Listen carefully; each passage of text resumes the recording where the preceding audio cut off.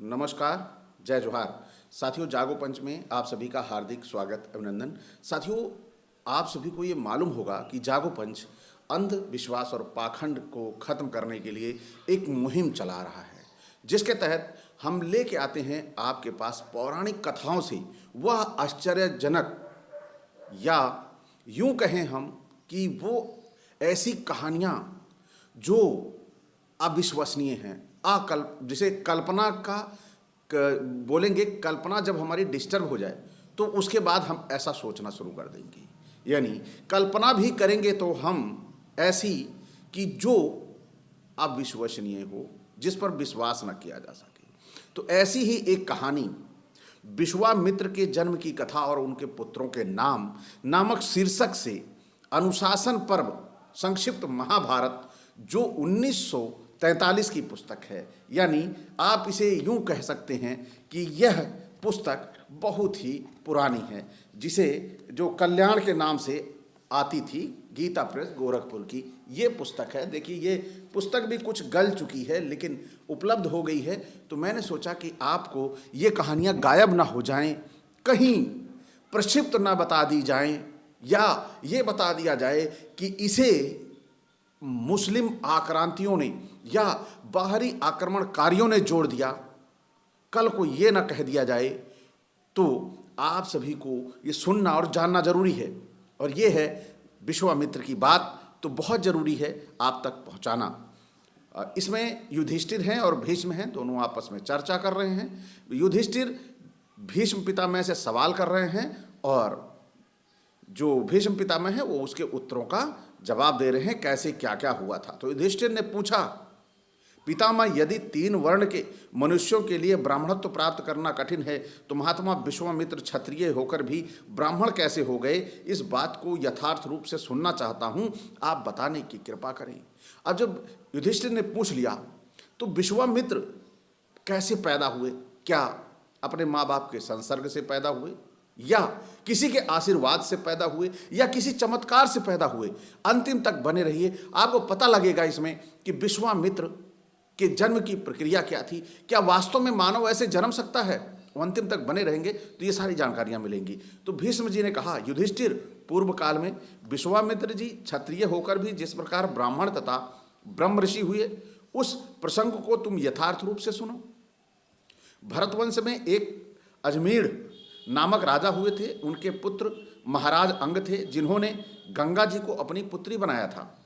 जहू का पुत्र सिंधुदीप और सिंधुदीप का पुत्र बालकाश्व था, और उससे बल्लभ का जन्म हुआ, जो साक्षात द्वितीय धर्म के समान था। उसके इंद्र के समान कांतिमय एक पुत्र हुआ जिसका नाम कुशिक था। कुशिक के पुत्र महाराज गाधी हुए।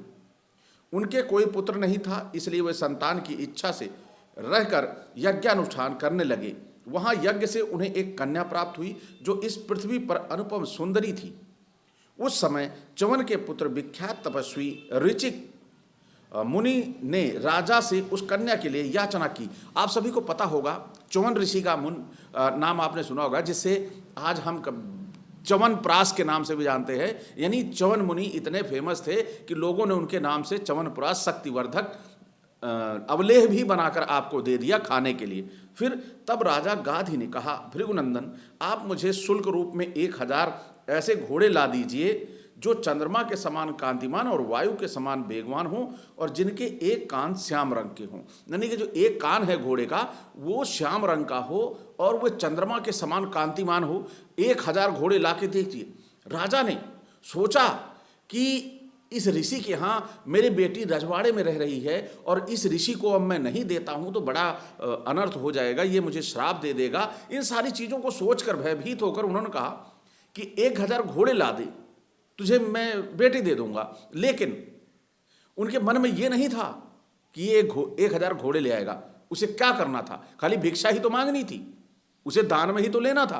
कौन से उसके बपौती की कमाई लग रही थी, उसके पूर्वजों की कमाई लग रही थी, या उसकी अपने शरीर की मेहनत लग रही थी? उसे तो केवल जाके याचना करनी थी कि प्रभु, मुझे वो फला की लड़की बहुत पसंद आ गई है, उसके बदले में मुझे 1000 घोड़े दे दीजिए और जिससे मेरा कल्याण होगा।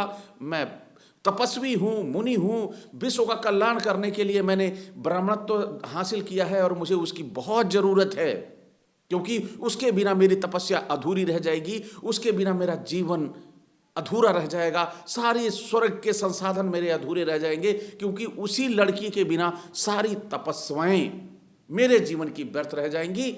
यह सोचकर वह आगे उसे मांगना ही था, तो उसमें डर क्या बात थी। निकल पड़ा वो कि चलते हैं किस दरवाजे पे जाके देखते हैं कहाँ ये 1000 घोड़े मिलेंगे। फिर तपस्वी तो थे ही, उनकी तपस्या से राजा डर गए थे, तो आगे कौन नहीं डरेगा, जो आगे मिलेगा। यह सुनकर च्यवनपुत्र ऋचिक मुनि ने जल के स्वामी अदिति नंदन वरुण के पास जाकर कहा, देवा श्रेष्ठ, मैं आपसे श्याम रंग के एक कान वाले, चंद्रमा के समान कांतिमान तथा वायु के समान वेगवान 1000 घोड़ों की भिक्षा मांगता हूं। यानी मैं 1000 घोड़ों की भिक्षा मांग रहा हूं, प्रभु दीजिए, मुझे वो लड़की राजा की चाहिए, और वो नहीं मिली प्रभु, बड़ा अनर्थ हो जाएगा, घोर अनर्थ हो जाएगा। फिर तत्पश्चात ऋषिक ने एक स्थान पर आकर घोड़ों के लिए चिंतन किया। उनके चिंतन करते ही चंद्रमा के समान कांतिमान 1000 तेजस्वी घोड़े गंगा जल से प्रकट हो गए। देख लीजिए, अब उन्होंने कहा, जाओ जहां तुम्हें सोच लोगे अपने मन में कि मुझे घोड़े यहां चाहिए, घोड़े वहां पे तुम्हें हाजिर मिलेंगे। आगे गए और उन्होंने सोचा और घोड़े हाजिर। और वह गंगा का उत्तम तट आज भी कन्नौज के पास है। वह स्थान आज भील लोगों में अश्वतीर्थ के नाम से प्रसिद्ध है।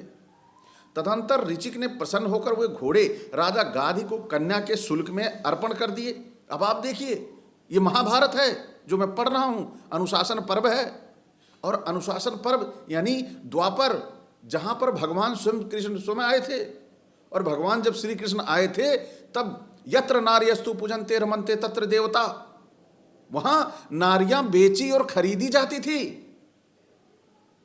आप इस बात की गहराई को समझिए कि जब भगवान आया करते थे, जो आज भगवान अवतार नहीं ले रहे हैं, तो नारियों को बेचा नहीं जा रहा। उसके लिए कानून बना है कि अगर नारियों की खरीद फरोख्त कोई करेगा उसे सजा मिलेगी। लेकिन यहां पर आप गौर फरमाइएगा कि भगवान आए हैं, यहां पर कौन आया है, डॉक्टर अंबेडकर जैसा एक मसीहा आया है। और वहां पर भगवान श्री कृष्ण आए हैं, तो वहां लोग एक एक घोड़े, 1000 घोड़े के बदले ये लड़कियां यानी हमारी बेटियां, ये नारियों को खरीद फरोख्त कर लिया जा रहा है। आइए चलते हैं। अब उन्होंने कन्या के शुल्क के रूप में अर्पण कर दिया। यह देखकर राजा को बड़ा आश्चर्य हुआ। उन्होंने साप के भय से अपनी कन्या को वस्त्र और आभूषणों से अलंकृत करके उसका ऋचिक मुनि के साथ ब्याह कर दिया, जबरन। क्योंकि उन्होंने वहां पर उस समय ये प्राविधान था, जो शुल्क मांगोगे उस शुल्क अगर दे दिया है तो कन्या देनी पड़ेगी। फिर जब देनी पड़ेगी तो राजा डर के मारे कि कहीं ये श्राप ना दे मेरी जिंदगी नष्ट कर देगा, इसलिए डर के मारे दे दिया। फिर ब्रह्म ऋषि ने उस कन्या का विधिवत पाणी ग्रहण किया तथा वह कन्या भी उसे पति रूप में पाकर प्रसन्न हुई। सत्यवती के बर्ताव से ऋचिक मुनि को बड़ा संतोष हुआ और उन्होंने उसे वरदान देने की इच्छा प्रकट की। राजकन्या वह सारा समाचार अपनी माता से कहा। यह सुनकर उसकी माता बोली, बेटी तुम्हारे पति को मुझ पर भी कृपा करनी चाहिए। जब देखा कि मेरी बेटी के ऊपर ऋषि बड़े प्रसन्न हैं, तो उन्होंने कहा कि अपने पति से कहो मेरे ऊपर भी थोड़ी कृपा बरसाएं। उनसे कहो वे मुझे भी पुत्र प्रदान करें, क्योंकि उनकी तपस्या बहुत बड़ी है, वे सब कुछ करने में समर्थ हैं। माता की आज्ञा पाकर सत्यवती तुरंत पति के पास गई और उसकी कही हुई बात उसने निवेदन कर दी। किससे? ऋचिक से। और उसकी माता का अभिप्राय जानकर ऋचिक ने सत्यवती से कहा, प्रिय, मेरी कृपा से तुम्हारी माता को भी शीघ्र ही गुणवान पुत्र की प्राप्ति होगी। तुम्हारा प्रेम पूर्ण अनुरोध निष्फल नहीं जाएगा। तुम्हारे गर्भ से भी एक गुणवान पुत्र उत्पन्न होगा, जिससे हमारी वंश परंपरा चलेगी। ये तो ठीक रहा, लेकिन तुम्हारी माता ऋतु स्नान के पश्चात पीपल के वृक्ष का आलिंगन करें और तुम गूलर के वृक्ष का, इससे तुम दोनों को पुत्र की प्राप्ति होगी। तुम दोनों के लिए मैंने ये 2 मंत्रपूत चरु तैयार किए हैं। इनमें से एक तुम खा लेना और दूसरा अपनी माँ को खिला देना। अब देखिए बड़ी गहराई वाली बातें आ रही हैं। ऐसा करने से तुम दोनों के पुत्र होंगे। यह सुनकर सत्यवती को बड़ा हर्ष हुआ। उसने ऋचिक मुनि की कही हुई सारी बातें अपनी माता को सुना दी और उन दोनों चरुओं की भी चर्चा की। तब उसकी माता ने कहा, इनकी माता ने सोचा कि उसने मेरी बेटी यानी अपनी पत्नी को कुछ खास दिया होगा, लाओ इसके हिस्से वाला मैं खा लूं। देखो कैसे दिमाग में आया, बेटी तुम्हारे स्वामी ने मंत्र से अमित्र करके जो चरु तुम्हारे लिए दिया है वह मुझे दे दो और तुम मेरा ले लो। इसी प्रकार हम लोग वृक्षों में भी अदल बदल कर लें। मैं तुम्हारी माँ हूँ, यदि मेरी बात मानने योग्य समझो तो ऐसा कर लो। फिर इस प्रकार बातचीत करके उन दोनों माँ बेटी ने ऐसा ही किया। उन दोनों के गर्भ रह गया। महर्षि ऋचिक ने जब गर्भवती सत्यवती की ओर दृष्टिपात किया तो उनके मन में बड़ा खेद हुआ। वे उससे कहने लगे, सुबह जान पड़ता है तुम लोगों ने चरु और वृक्षों को बदलकर उपयोग किए हैं। मैं तुम्हारे चरु में संपूर्ण ब्रह्म तेज का सन्निवेश किया था और तुम्हारी माता के चरु समस्त क्षत्रियोचित शक्ति की स्थापना की थी। दोनों के गर्भों को जब देखा तो ऋषि को अपनी तपस्या से, अपने तेज से पता चल जाता है कि इन लोगों ने चरु अदल बदल लिया। और जब इन्होंने चरु तैयार किया था तब इनका तेज पूरी का पूरा फिनिश हो चुका था, साफ हो चुका था, कोई तेज नहीं था। उससे ये नहीं पता लगा सकते थे कि इस तेज का जो मैं चरु बना के दे रहा हूं इसका दुरुपयोग भी हो सकता है, अपने आगे बैठा के खिला दूं। जब इनको गर्भ के अंदर की चीजें दिखाई दे रही थी लेकिन आने वाले जो होने वाला था वो नहीं दिखाई दे रहा था। गजब कमाल का चमत्कार है। ऐसे चमत्कार से हमारा समाज भरा पड़ा है और इसे अंधविश्वास और पाखंड ही कहते हैं कि अगर इसके ऊपर हम विश्वास कर लें। फिर क्या हो रहा है, आगे चल के दोनों के बच्चे होते हैं और एक होता है ब्राह्मण, यानी एक जो ऋचिक की पत्नी थी वो ब्राह्मण को जन्म देगी और वो क्षत्रिय को जन्म देगी। अब उल्टा हो गया जो होना था। अब यहां पर जहां ब्राह्मण पैदा होना था वहां क्षत्रिय पैदा हो रहा है और जहां क्षत्रिय पैदा होना था वहां ब्राह्मण पैदा हो रहा है। अब देखिए यहां पे क्या चमत्कार है, जबकि सृष्टि का निर्माण पहले ब्रह्मा कर चुके थे। कैसे कि ब्रह्मा के मुख से जो निकला था वो ब्राह्मण था और जो भुजाओं से निकला था वो क्षत्रिय था। लेकिन यहां पर पूरी सृष्टि ही बदल दी। ऋषि ऋचिक ने अपने दिए हुए चरु से क्षत्रिय के यहां ब्राह्मण पैदा कर दिया और ब्राह्मण के यहां क्षत्रिय पैदा कर दिया। गजब चमत्कार हुआ ना। सृष्टि को बीच में पूरा का पूरा बदला। ब्रह्मा ने जो बनाया था वो पूरा पूरा खत्म कर दिया। क्या आपको लगता है कि ऐसा हुआ होगा? अब आप गौर करिए, या तो ब्रह्मा जी गलत थे या तो ऋचिक, दोनों में से कोई एक गलत है या दोनों ही गलत हैं। ये आपको समझना होगा क्योंकि मुंह से डिलीवरी नहीं हो सकती। लेकिन आगे चलते हैं। फिर क्या इन्होंने कर दिया, जब गर्भ की ये अदला बदली हो गई तब क्या था कि अब परेशान थे सभी लोग कि क्या हो गया। तो उत्तम ब्राह्मण पैदा होगा और तुम कठोर कर्म करने वाले क्षत्रिय को जन्म दोगी। माता के स्नेह में पड़कर तुमने अच्छा काम नहीं किया। पति की बात सुनकर शोक से संतप्त होकर पृथ्वी पर गिर पड़ी कि हे प्रिय, मुझे क्षमा कर दो, गलती हो गई। थोड़ी देर में जब उसे चेत हुआ तो वह स्वामी के चरणों में सिर रख के बोली, ब्रह्मर्षि, मैं आपकी पत्नी हूँ, आपको प्रसन्न करना चाहती हूँ, मुझ पर कृपा कीजिए। मेरा पुत्र क्षत्रिय न हो, मेरे पुत्र का पुत्र भले ही कठोर कर्म करने वाला हो जाए परंतु मेरा पुत्र ऐसा ना हो, मुझ पर ऐसी कृपा कीजिए। तब उन महातपस्वी ने अपनी भार्या से कहा, अच्छा ऐसा ही हो। तदंतर सत्यवती ने जन्मदाग्नि नामक उत्तम पुत्र उत्पन्न किया और राजा गाध की यशस्विनी पत्नी ने ऋचिक मुनि की कृपा से ब्रह्मावादी विश्वामित्र को जन्म दिया। इसी से महातपस्वी विश्वामित्र ब्राह्मणत्व को प्राप्त हुए और क्षत्रिय होकर भी उन्होंने ब्राह्मण वंश की परंपरा चलाई। उनके पुत्र बड़े होकर बड़े ही तेज और तपस्वी बने। अब आपको यहाँ पर पता चल गया होगा कि विश्वामित्र कैसे ब्राह्मण बन गए।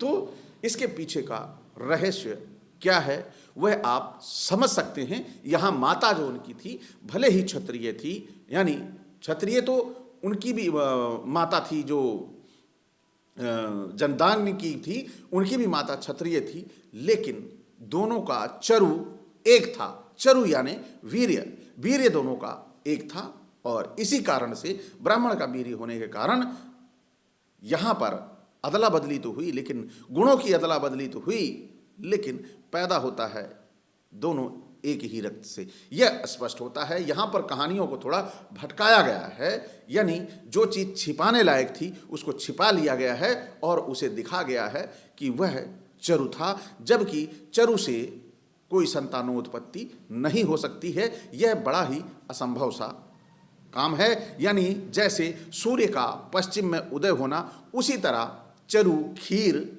या जानवर से बच्चे पैदा होना, यह बड़ा ही दुर्लभ यानी अवैज्ञानिक है। दूसरा, अविश्वसनीय है। तीसरा, जो इसे मान लेता है वही अंधविश्वास और पाखंड से ग्रसित होता है। तो साथियों, क्या आप मानते हैं चरु से बच्चे पैदा हो सकते हैं? अगर चरु से बच्चे पैदा हो सकते हैं, चरु यानी खीर, तो निश्चित कमेंट करके जरूर बताइएगा। और आपके आसपास कोई ऐसा व्यक्ति जो खीर से पैदा हुआ हो, बताइएगा। मैं उसके ऊपर एक वीडियो करना चाहता हूं, जिससे हमारे समाज को पता लग सके कि ये पौराणिक पुस्तकें मिथ्या नहीं हैं, ये सत्य हैं। इसी के साथ अगर आपको हमारा वीडियो आज का अच्छा लगा हो तो आप लाइक करिए। जो नए साथी देख रहे हैं, चैनल को सब्सक्राइब करना ना भूलें और बेल आइकन की घंटी भी दबा लें, जिससे हमारे वीडियो का नोटिफिकेशन आप तक त्वरित गति से पहुंच जाए। इसी के साथ मैं विदा चाहूँगा। नमस्कार, जय जोहार।